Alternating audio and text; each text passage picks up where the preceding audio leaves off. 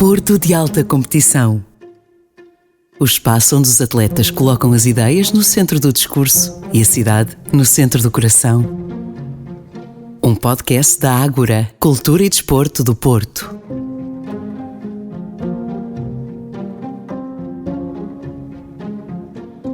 Ter uma referência para quase todos mais de meio caminho andado para que a motivação e a garra ganhem uma dimensão cada vez maior. São essas referências que não nos deixam desistir e nos incentivam a que continuemos, mesmo que elas muitas vezes nem saibam o papel que desempenham e a importância que adquirem. No caso do desporto, o papel das referências é o motor que ajuda a carburar a máquina ambiciosa de um jovem atleta, vendo o que consegue, o que conquista, o que alcança e o que ultrapassa. Acaba por ser o exemplo de força para um sem número de jovens, e até menos jovens, que encontram ali um incentivo extra para conquistar o que ainda não foi conquistado. Francisco e Diogo Carvalho são irmãos e praticam jiu-jitsu, muito graças ao gosto pessoal pela modalidade, mas em grande medida às referências que foram acompanhando. Desde pequenos que, ao verem verdadeiras referências de carne e osso ao seu lado, construíram o gosto pela modalidade e quiseram saltar para o outro lado do combate.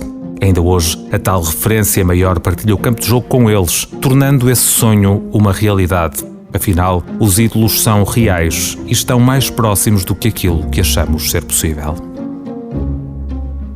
Voltamos a ter um formato que já tivemos na temporada passada, que é receber não um, mas dois convidados. Porque, para além da afinidade desportiva, há também uma realidade familiar, são os dois irmãos. Diogo Carvalho e Francisco Carvalho, aos dois bem-vindos e obrigado por terem vindo. Pela oportunidade. Aqui falar um bocadinho deste apoio e também do vosso percurso. Um tem 10 anos, o Diogo, sim. Olá. Olá. Outro tem 15 anos, é o Francisco. São os dois, então, atletas de jiu-jitsu e é isso que vamos falar neste episódio. Acho que aqui, talvez, vão-me corrigir os dois se estiver errado ou não, mas talvez o mais velho tenha começado antes do mais novo. Claro, Exatamente. normalmente funciona. Então começamos pelo Francisco. Como é que tudo começou? Como é que te descobriste o jiu-jitsu e como é que ele se assumiu como uma modalidade para ti? Assim, eu comecei no jiu-jitsu por volta de 2019, um ano antes da pandemia, e eu costumava jogar futebol no Dragon Force, que também fazia parceria com o Porto, e não tinha jeito nenhum.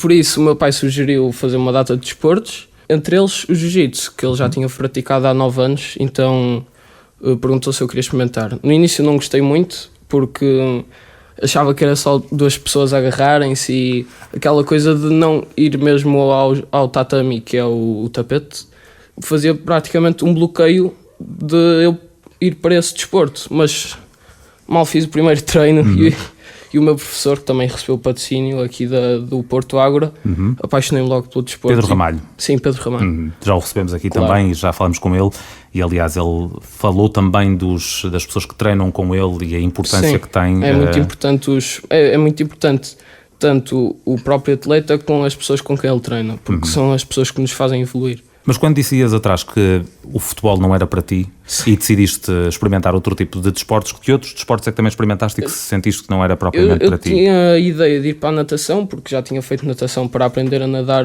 quando era pequenino, mas não gostei muito.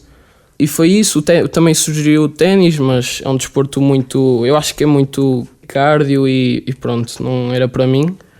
O karaté também, que o meu pai já fez o karaté. E pronto, calhou o jiu-jitsu. De uma forma inesperada, mas ainda bem que aconteceu. Em 2019 então experimentaste e gostaste, e o que é Sim. que gostaste mais da modalidade? Gostei muito de... Eu acho que o jiu-jitsu é um desporto muito social, porque estamos a treinar com muitas pessoas, estamos a relacionar-nos com os treinadores, professores, que não são só treinadores, são pessoas que agem na nossa vida. Mas eu acho que é a parte social e a parte de querer sempre algo melhor. Por exemplo, posso ser campeão mundial, mas às vezes ser campeão mundial não basta. É preciso ser campeão mundial várias vezes, ou por exemplo ser campeão europeu. Às vezes há pessoas que nem querem ser campeões de nada, só querem ter uma própria academia, ter a própria escola. E pronto, eu acho que é isso, a parte social e a parte da disciplina e da humildade do desporto. O Diogo, que é mais novo, entrou quantos anos depois? Eu entrei para aí 3 meses depois. Então foi logo praticamente a seguir. Sim.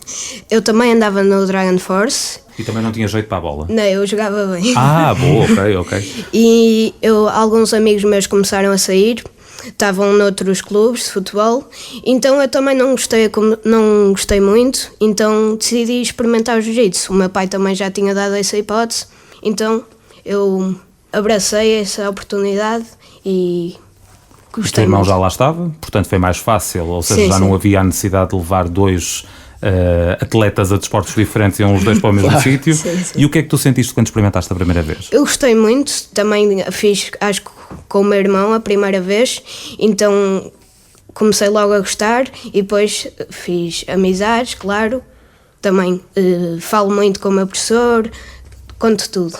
É uma espécie de... é professor, mas também é amigo, não é? Sim. E esta também é uma característica que o jiu-jitsu tem, que é para além de existirem atletas que são adversários, são também ao mesmo tempo amigos. Há um espírito Sim. de entreajuda entre todos, não é? Sim, o André é para mim um segundo pai, ajuda-me em tudo, vai comigo aos campeonatos, europeu, mundial e os meus colegas também. E os pais, propriamente ditos, ficam felizes quando os segundos pais cuidam Sim. dos filhos como se fossem primeiros, Sim, sim. não é?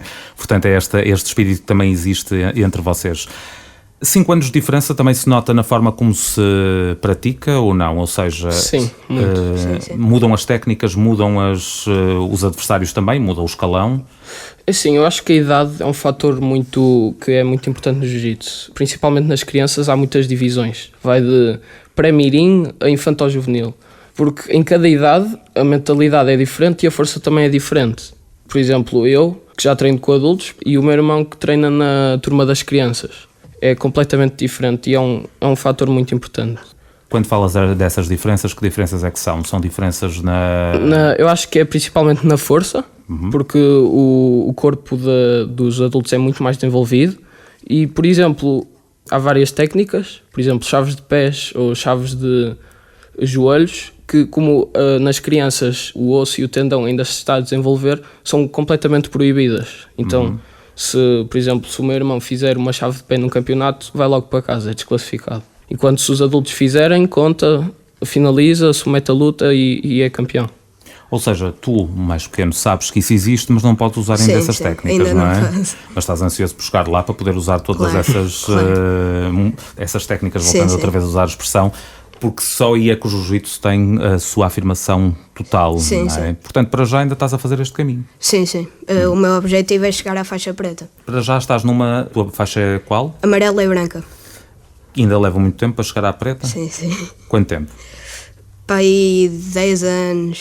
Claro que vamos passar por muitas mais faixas. Eu já passei pela branca e pela cinzenta, mas ainda falta a laranja, a verde, a azul, a roxa, a marrom e a preta. Também tens 10 anos ainda, não é? Sim, sim. Portanto, no teu caso... Eu estou na laranja, porque também um desses fatores de haver tantas subcategorias é porque as crianças só podem receber a faixa azul a partir dos 16. Mas se fores adulto, por exemplo, podes receber a branca, depois é logo a azul. Não há faixa cinzenta, não há faixa amarela, laranja, passa-se à frente. Por exemplo, uma pessoa que começa a fazer jiu-jitsu com 4 anos tem de passar pela branca, cinzenta, laranja, amarela, verde. Só passado 15 anos ou 16 é que pode receber a preta. Ou seja, chega-se à preta com mais ou menos que idade? Depende, eu acho que a pessoa mais nova que recebeu a faixa preta acho que recebeu a preta com 18 ou 19, mas foi uma exceção, que ele é muito bom. Mas costumam receber a faixa preta com 24, 25. Portanto, quer um, quer outro ainda vai fazer este caminho, Claro. até chegar à faixa preta. É o objetivo comum aos dois. Sim. Sim, sim. Começaram as competições com que idade? Começaram há quanto Eu tempo? comecei ou seja, 2022, comecei com 12, 13 anos. Ele começou pequenino, com 6, 7. E ainda se lembram desses momentos? Quais foram Sim, aqueles sim. campeonatos? Qual foi aquele primeiro momento em que vocês perceberam isto agora é sério? Sim. Sim, é uma emoção grande ver que consegui, depois de 2 a 1 ano, e ficamos muito felizes, claro. No teu caso, lembras-te da Eu lembro. primeira competição? A minha primeira competição foi o português, que existe o National Open, que é para todas as nacionalidades, existe o português, que é só para portugueses. Mas esse campeonato e o Grand Slam não foi um campeonato que eu possa dizer que me esforcei muito, que foi só uma luta ou 2 lutas. O meu primeiro campeonato que eu percebi que era a sério mesmo foi o europeu, em 2023, se não me engano. 2022. Em que fiz a primeira meia-final, ganhei por decisão do árbitro, e eu já percebi, agora está a ser a sério. E depois afinal levei um amasso de um inglês e percebi, agora tenho que treinar mais.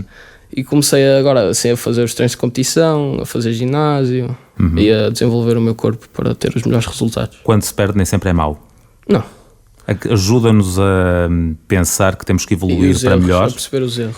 E perceber os erros e corrigi-los no momento seguinte.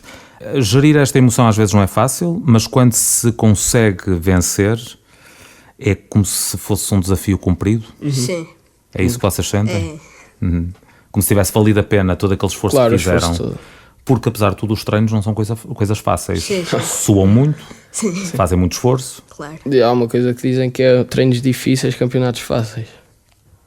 Não conhecia isso, mas isso por acaso pode-se aplicar a tudo, não é? Claro, até à vida, não é?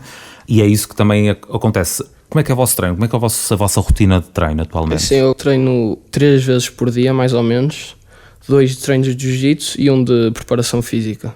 Eu treino 6 vezes por semana, ou seja, segunda, terça, quarta, quinta, sexta e sábado, e domingo é descanso. E no teu caso faz o complemento com a parte física, que Sim. é também importante. Quando se vai evoluindo cada vez mais, também é importante equilibrar com Com a outro preparação tipo, física, com a preparação física. Quando estão na escola, pensam mais na escola ou no jiu-jitsu? Na escola. Eu acho que penso nos dois ao mesmo tempo. Porque se eu me concentrar só num, acho que vou fazer porcaria no outro. Então é preciso ter os dois ao mesmo tempo. Em que é que o desporto vos ajudou nesta relação com a escola? É importante também para terem mais responsabilidade sobre o vosso plano de estudos, sobre a divisão do tempo? Em que é que o desporto ajuda? O desporto ajuda, nós temos mais respeito pelos professores, por tudo. Nós estamos mais atentos nas aulas, damos mais importância, sabemos que temos que ter uma carreira boa para conseguir tudo que queremos. Sim, eu acho que o jiu-jitsu e todos os desportos ajudam muito na escola. Eu acho que um atleta, se for mesmo um atleta bom, a consequência é ter resultados bons na escola. Podem não ser os melhores, porque também há alunos que só estudam, há alunos que, por exemplo, passam o dia a ler livros, não é? Exato.